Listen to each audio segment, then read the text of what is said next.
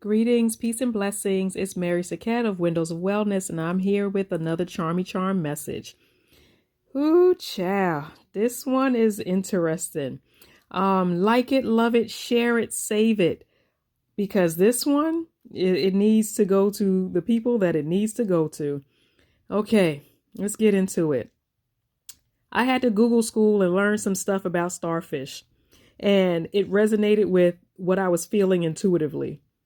Starfish are not communal creatures. They will, congregate amongst their peers to feed, but other than that, they stick to themselves.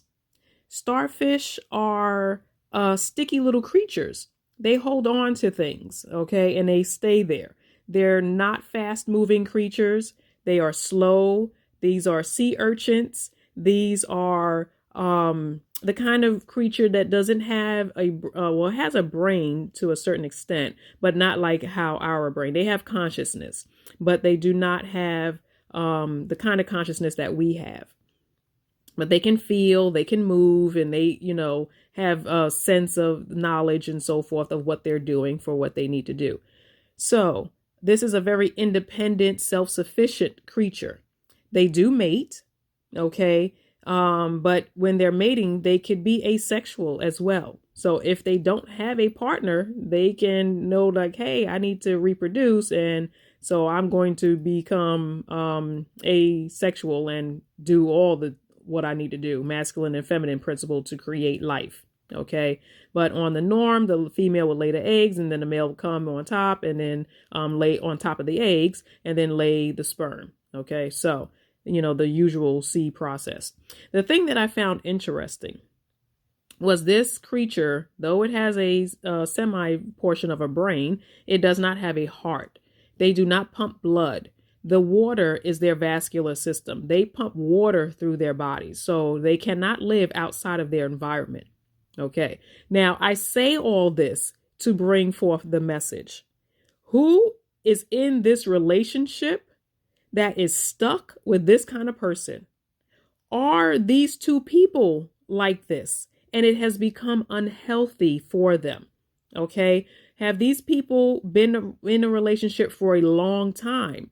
Because sea urchins like starfish, they live up to about 35 years. That's a lifetime. Not a full lifetime, but that's a long time. Okay. There's longevity here. This may be an older couple that have been together for 35-ish years. This may be a toxic situation where they're like, look, this parent needs to leave because this parent he's gotten worse or she's gotten worse in their aging. Okay. Maybe they are very secluded and only stay in the house because outside of the house disturbs them. Maybe these people are holding on to a lot of things. Maybe they're hoarding. Okay, this is an unhealthy situation. I don't see this as a positive situation. Okay, when I first saw this, all I heard was holding together. Something holding on together. And I'm just like, okay, so I had to sit with this for a minute before I actually put it on here to do a video. So whoever this couple is, whether it be a young couple working into their 35 years or working towards their 35 years, or this is an older couple, whatever the case, separating these two, okay, I don't know. I don't see it as being a good decision. So if you're thinking about having your parents divorcing, or maybe you leaving this relationship because you figure like, look, this person is not doing anything. They're not going anywhere. They don't want to aspire or have dreams. And you feel like you're stuck because you got married to them. Then whatever it is that you're holding on to, or you feel stuck and can't hold on to you can't hold on any longer and you want to be freed, you're going to have to be careful with freeing yourself. Okay. You don't want to just rip it off. That ripping off of a Band-Aid could cause problems. Like this person has transformed you into who they are. whether this be a narcissist situation or just a toxic situation. This is definitely not a healthy situation that you want to quickly leave. You might want to be strategic and plan it and take your time with it. But in that process, you're doing the things to restore you. Like when they lose a limb, because what I read up on the limbs, when they lose a limb, it's because their climate has changed and their body parts start falling off for some reason. I didn't go deep into it, but whatever the case, they can regrow their body part. Okay. So whatever it is, you don't want to, or maybe you might have to just lose a limb, not physically, but metaphorically. So you can free yourself from this situation. But if it's an older couple, you might want to, take it easy before you come in and be like, hey, look, parent A, I think you should leave parent B because this is not working and it's not healthy. Or maybe sometimes parent B passed away and parent A is holding on to it, holding on to them. Maybe the body is still in the house. I don't know your life. I don't know your story. But whatever the case may be, the people outside coming in, y'all want to be careful separating this situation.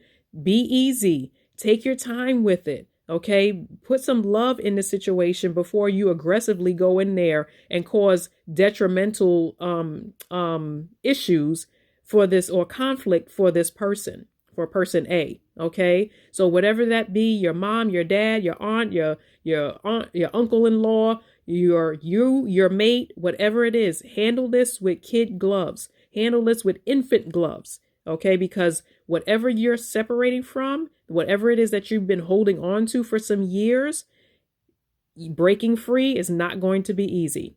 Okay, so I'm coming to you with this message. Heed the message. Please share this message. Please like this message so people can get this and receive the divine words that they need to hear.